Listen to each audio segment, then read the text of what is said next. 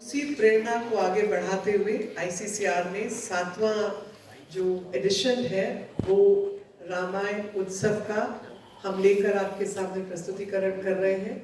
ये जो उत्सव है वो 18 तारीख से 18 जनवरी से 21 जनवरी तक चलने वाला है और ये होगा पुराना किला के अंदर।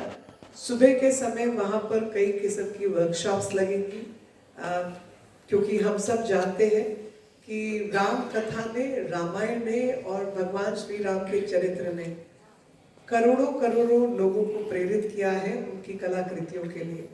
तो इसके माध्यम से बहुत बहुत अधिक लिटरेचर, पढ़ने लिखने वालों के डिस्कशन, सेमिनार्स, कॉन्फ्रेंसेस, वो सब भी उसका एक हिस्सा है। जिसके हाथ में जो क्षमता है, जो कौशल है, जो शक्ति है, उसी का उपयोग करके उसने उस रामायण से प्रेरित होकर चित्रीकरण से लेकर कढ़ाई, बुनाई सब कुछ किया है। तो दिन के दौरान हमारी जो कलाकृतियां हैं आर्ट और क्राफ्ट के रूप में, वो सब दिखाई जाएंगी, उसके ऊपर काम किया जाएगा। और शाम के वक्त 5 से 7 बजे जो परफॉर्मिंग आर्ट है, नृत्य है, गायन है, संगीत है, उसकी परफॉर्मेंस शाम को 5 बजे से 7 बजे के बीच में पुराना किला में होगी। और कुछ नाम अगर मैं आपके बीच लूँ तो आपको अच्छा लगेगा। सबसे पहले तो इस उत्सव की जो शुरुआत है वो हम कर रहे हैं राम की शक्ति पूजा से। और राम की शक्ति पूजा को जो प्रस्तुत करेंगे वो एक बनारस का ग्रुप है और उस वाराणसी के ग्रुप में जो भगवान राम और लक्ष्मण का चरित्र है उसको प्रस्तुत करने वाली महिलाएं हैं। अक्सर देखा गया है कि कई बार जो प्रस्तुतिकरण होते हैं उसमें रामायण का जब मंचन होता है तो राम, लक्ष्मण, यहाँ तक कि सीता का जो चरित्र है वो भी कई बार पुरुष कलाकार उसको प्रस्तुत करते हैं। लेकिन यहाँ पर राम लक्ष्मण का भी प्रस्तुतिकरण जो है वो महिला कलाकारों ने किया है। तो पहली शुरुआत हम राम की शक्ति पूजा से करने जा रहे हैं। और उसी शाम खॉन डांस ट्रूप है जो कि थाईलैंड से है और वो जिस सीन को हमारे सामने प्रस्तुत करेंगे वो सीता हरण का, रावण द्वारा जो सीता हरण किया गया उस सीन को प्रस्तुत करेंगे।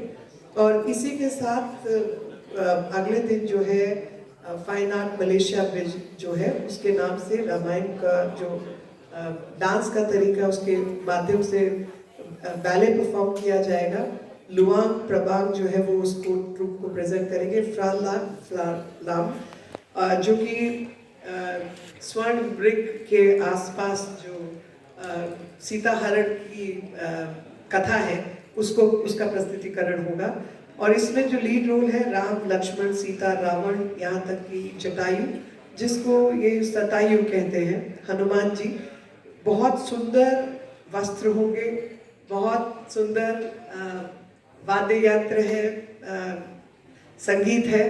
तो तेजी से बढ़ने वाली जो प्रस्तुति है वो इस दौरान की जाएगी। उसके अगले दिन रामचरित्र मानस जो तुलसीदास जी द्वारा रचित है उस पर आधारित पंडित अनुज मिश्रा जी का नृत्य है जो कि कथक की शैली में किया जाएगा।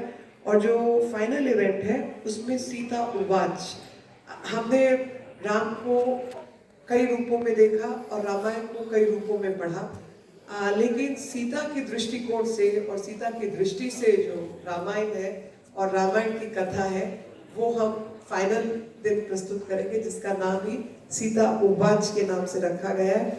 और जयप्रदा मेनन जी मोहिनी अट्टम नृत्य के माध्यम से इसको हम तक लेकर आएंगी। और स्वामी विपुलानंद जो इंस्टीट्यूट है श्रीलंका से, वो लोग प्रस्तुत करेंगे मीरा बाला सुब्रमण्यम जी द्वारा रचित कल्पवृक्ष ग्रुप का सिंगापुर आधारित एक कवित काव्य शैली में जो नृत्य और म्यूजिक कंपोज किया गया कर्नाटकी और हिंदुस्तानी स्टाइल में, स्वाति तिरुनल द्वारा वो प्रस्तुतिकरण होगा। और ये विभिन्न तरीके से आर्ट को प्रस्तुत किया गया है। लेकिन एक संक्षिप्त में अगर मैं कहूँ तो रामायण की जो महत्ता है वो सिर्फ भारत तक सीमित नहीं है। राम की महत्ता तो विश्वव्यापी है। राम राज्य की परिकल्पना तो हर देश की एक लक्ष्य है।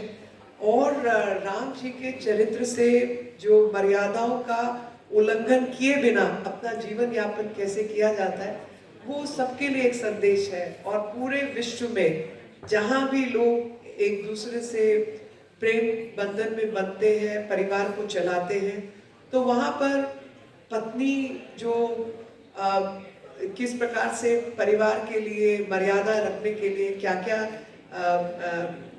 महत्वपूर्ण चीज़ों को सामने रखती है और अपने बच्चों को कैसे चरित्रवान बालकों के रूप में जन्म देती है और समाज के सामने प्रस्तुत करती है, तो वो सीता का एक चरित्र आता है।